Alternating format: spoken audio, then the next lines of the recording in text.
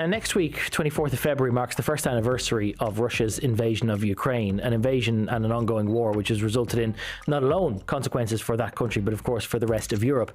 There are around now 80,000 Ukrainians living in Ireland. Around three-quarters of those are being directly accommodated by the state one way or another. On top of that, there are around 20,000 applicants for international protection also being accommodated by the state. That has caused big concerns for the state and big acute pressures in accommodation. We're delighted to say that the Minister for Integration, Roderick O'Gorman, joins us now from Leinster House. Minister, thank you for joining us this week on the group chat. Before we get into the nitty-gritty, what do you make of some of the demonstrations and protests that we've seen around the country from communities who have concerns around new centres being created there to accommodate Ukrainians and others? Thanks. I think we have to recognise that people are entitled to disagree with government decisions, and if a government decision is to locate international protection or Ukrainian accommodation in an area, they have a right to protest, they have a right to disagree.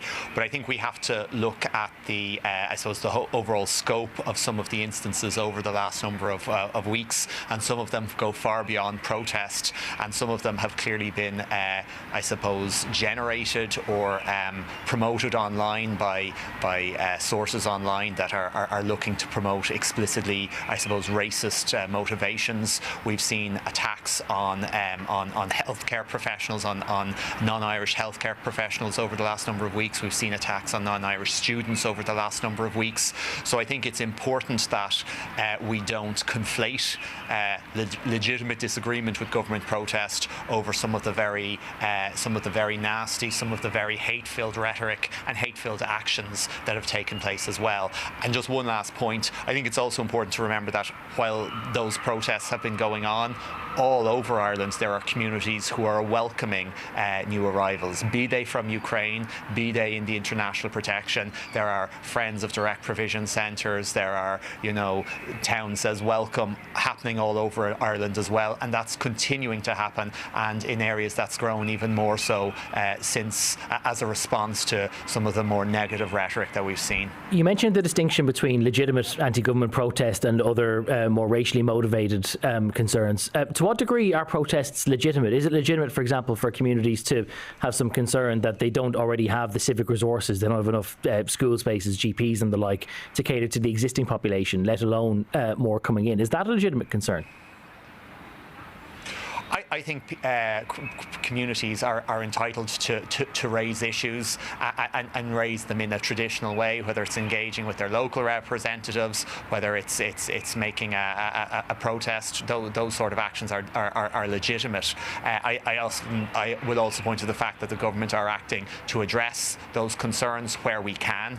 But I do make the point that nobody in any community has a right of veto in terms of who lives with them, and no more than I can make a determination about who my next door neighbour is. None of us can make an overall determination, and we have to recognise that the state is responding to an unprecedented emergency, the consequences of a war on the European continent, a situation none of us ever thought we'd face, and in that circumstance there is an impact on all of us. There's an impact on every community across the country in terms of the consequences of this war and the subsequent migration crisis across Europe, and that's something we have to work together to navigate through. Minister, in the last couple of weeks, obviously, your department has sent out signals that Ireland is very much struggling in terms of accommodation, particularly for those coming seeking international protection. There has been a different setup, obviously, for people coming from Ukraine, but there's been criticism of the government, particularly by migrant rights groups, about how Ukrainian refugees are being treated differently to those coming from other countries. How did it come to that, and why was that decision made? Well, first of all, the treatment of Ukrainian displaced persons is set out at EU level through the Temporary Protection Directive, and we're applying that. And you're correct, there is a difference in treatment. The Temporary Protection Directive is a temporary measure. It's applied for a year initially. We all expect it will be applied for a longer, it will be extended for an additional year at least. But our immediate actions that we take in terms of the accommodation of Ukrainians is dictated to us by the Temporary Protection Directive, as it is for every EU member state.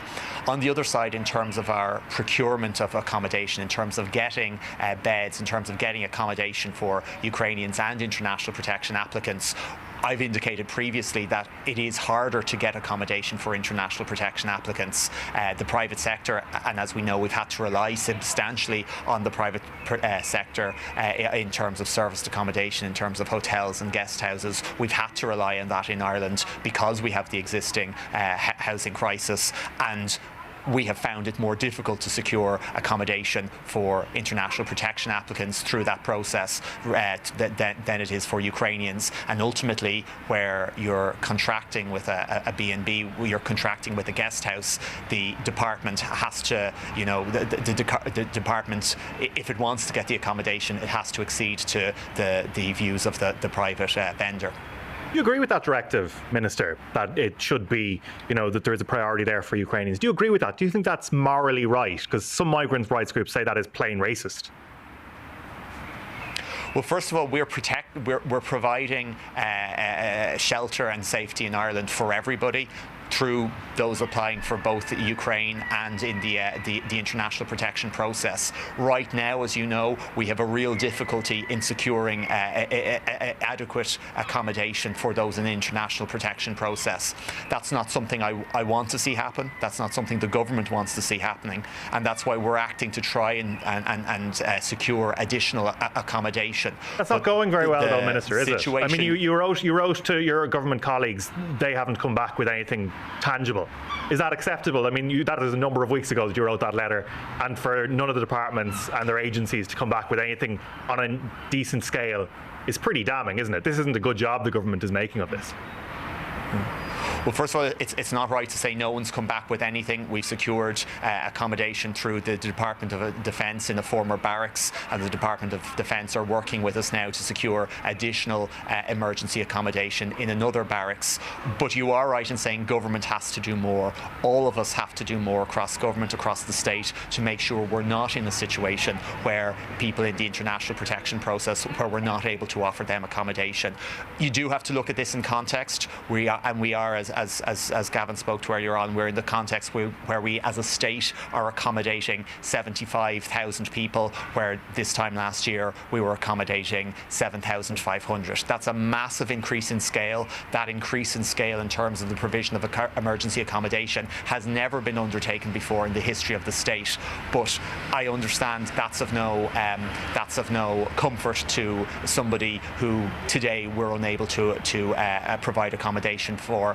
And that's why my department and all of us across government have to do more to make sure we can secure that additional accommodation. And Minister, crucially, when you talk about shelter and safety, and you talk about not being able to provide accommodation to people coming, to Mount Street, arriving, getting a food voucher or whatever, and not having somewhere to sleep for the night. When you talk about safety, are you keeping tabs on these people and ensuring that they are safe wherever they are? I mean, is there any sort of measure to make sure that these people are having at least, somewhere to sleep, or keeping tabs on them at all, or are they just being sort of cast out into the cold literally once they arrive here? Well, we've taken contact details for everybody who has arrived who are not in a position to provide accommodation for immediately. And over the course of the last 3 weeks, we have been able to re-offer accommodation to over 120 people who initially we weren't able to provide accommodation for, but we were subsequently able to get them back into the accommodation system when accommodation became available. So we are keeping in touch with people, and we will look to bring everybody back, but that is dependent on the ongoing work to secure more accommodation. Minister, the Virgin Media has conducted a Red C poll just in relation to attitudes towards this situation, and some of the respondents, just 56% of respondents agree that the protests outside refugee and asylum seeker accommodation centres are not justified. That's only 56%. What do you make of that figure? Would you have hoped that there would have been greater support for people within those communities? Well, I haven't seen that poll. I haven't seen the specific question asked. But what I would say is, and I'm out and about myself in my own constituency talking to people, getting their sense, and have been for all year.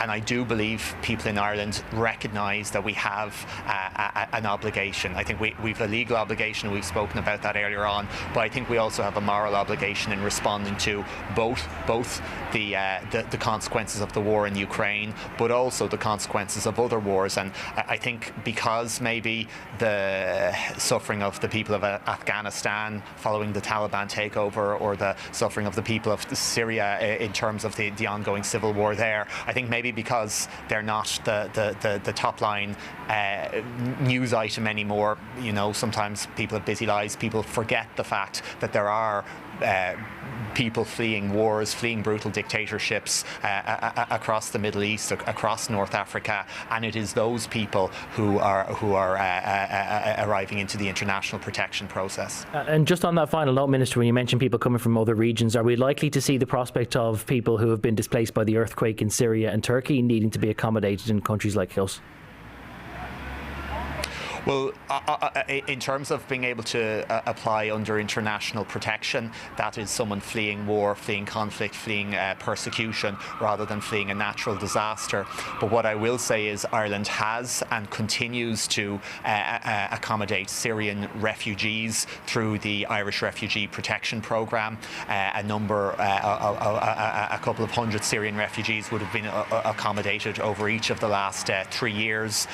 We primarily take refugees from refugee camps in Lebanon and in Jordan, and our department is looking to continue to support, I suppose, those countries who are bearing the immediate brunt of the Syrian civil war, and have been for almost a decade now. Okay, Minister, we know you're on a tight schedule and you need to get on to another engagement, so we'll let you go. Thank you very much for joining us on the group chat this week. That's Minister for Integration, Roderick O'Gorman.